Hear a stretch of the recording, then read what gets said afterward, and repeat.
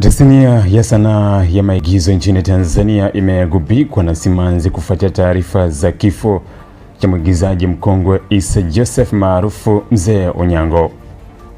Mzee Onyango alikuwa miongoni mwa wasanii waliotoa mchango mkubwa katika ukuaji wa maigizo ya Tanzania kupitia vipaji vyake vya uigizaji, vichekesho na uwezo wa kuwasilisha ujumbe kwa njia iliyowagusa watazamaji wa rika mbalimbali. Taarifa za kifo chake zimethibitishwa asubuhi ya leo na msanii mwenzake Sefu Mbembe, ambaye amesema marehemu Onyango aliyejizolea heshima kubwa kutokana na umahiri wake wa kuigiza wahusika waliobeba mafunzo, burudani na taswira halisi ya maisha ya jamii, amefariki dunia hii leo alfajiri. Kwa miaka mingi jina lake limeendelea kubaki kwenye kumbukumbu za mashabiki wa filamu na maigizo ya Kitanzania.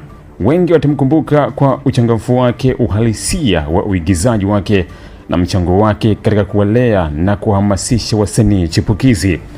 Natoa pole kwa familia, ndugu, jamaa na marafiki wa marehemu pamoja na jamii nzima ya wasanii.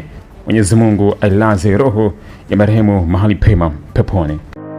Ili kuwa mwanafamilia bora wa Global TV, usisahau kusubscribe, like, kushare na kucomment. Baada ya kusubscribe, bonyeza alama ya kengele ili kupata taarifa kwa kila video inayopanda Global TV Online.